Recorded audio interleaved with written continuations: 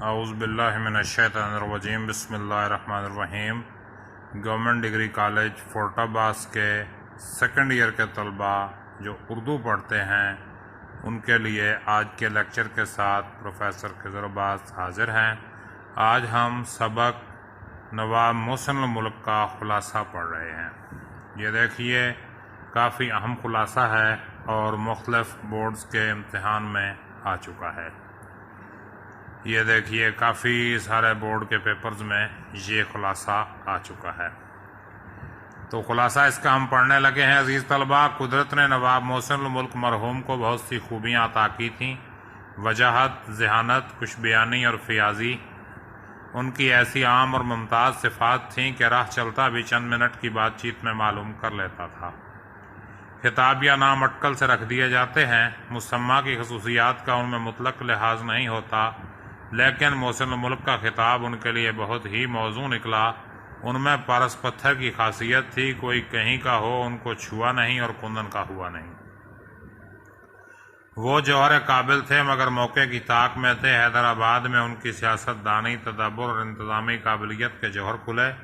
ان کا ذہن ایسا رسا، ان کی طبیعت ایسی حاضر، ان کے اوسان ایسے بجا اور معاملات پر ایسا عبور کے بڑے بڑے پیچیدہ معاملات کو باتوں باتوں میں سلجھا دیتے تھے۔ یوں تو انفرادی اور اجتماعی حیثیت سے نواب صاحب مرحوم کے احسانات حیدرآباد پر بے شمار تھے، لیکن ریاست کے نظم و نسق میں چند چیزیں خاص طور پر ان کی یادگار تھیں۔ مثلاً ریاست کا بجٹ نواب صاحب نے مرتب کیا تھا، جو مصر کے بجٹ کے نمونے پر تھا، جو وہاں انگریزی نگرانی میں پہلی بار تیار ہوا تھا۔ حیدرآباد میں بڑے بڑے لوگ آئے اور گئے، لیکن اب تک کسی کو وہ مقبولیت اور ہر دل عزیزی حاصل نہیں ہوئی جو نواب صاحب کو ہوئی۔ نواب صاحب کی رخصت کے وقت حیدرآباد میں کوہرام مچ گیا تھا۔ 1000 آدمی کا ٹھٹ اسٹیشن کے باہر اور اندر لگا ہوا تھا۔ سینکڑوں آدمی جن میں بیوائیں اور یتیم سب ہی تھے، زاروں قطار رو رہے تھے۔ وہ کیا چیز تھی جس نے چھوٹے بڑے سب کا دل موہ لیا تھا؟ جس زمانے میں نواب صاحب پیدا ہوئے اور ہوش سنبھالا، مسلمانوں میں مذہبی جذبہ بہت بڑا ہوا تھا۔ مسلمان دولت و اقبال، جہاں ثروت سب کھو چکے تھے، ایک مذہب رہ گیا تھا، اس لیے یہ انہیں اور بھی عزیز ہو گیا تھا۔ نواب صاحب کو ابتدا ہی سے مذہبی لگاؤ تھا، میلاد پڑھتے تھے اور واز کہتے تھے۔ ان کی ایک ہی تصنیف ہے جو خالص مذہبی ہے۔ تقریر کے وقت منہ سے پھول جھڑتے تھے، آواز میں شیرینی اور دلکشی تھی۔ اکثر لوگ جو ان سے ملنے یا کسی معاملے میں گفتگو کرنے آتے تو ان کی ذہانت اور لیاقت کے قائل ہو جاتے تھے۔ بدر الدین طیب جی، سر سید احمد خان اور علی گڑھ کالج کے بہت مخالف تھے۔ ایک دن نواب محسن الملک نے بدر الدین طیب جی کے سامنے ایسی فصیح اور پردرد تقریر کی کہ دونوں آپ دیدہ ہو گئے۔ ان کی جرینہ مخالفت دوستی میں بدل گئی۔ دوسروں سے کام لینے کا انہیں بڑا اچھا سلیقہ تھا۔ وہ کچھ ایسے مہرامیز انداز میں کہتے تھے اور اس طرح ہمت افزائی کرتے تھے کہ لوگ خوشی خوشی ان کا کام کر دیتے تھے۔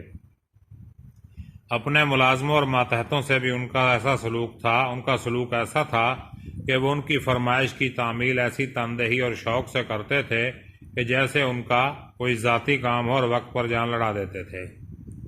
آدمی کو پہچاننے میں انہیں خاص ملکہ تھا۔ تھوڑی سی ملاقات میں اور بات چیت میں آدمی کو پوری طرح بھانپ لیتے تھے۔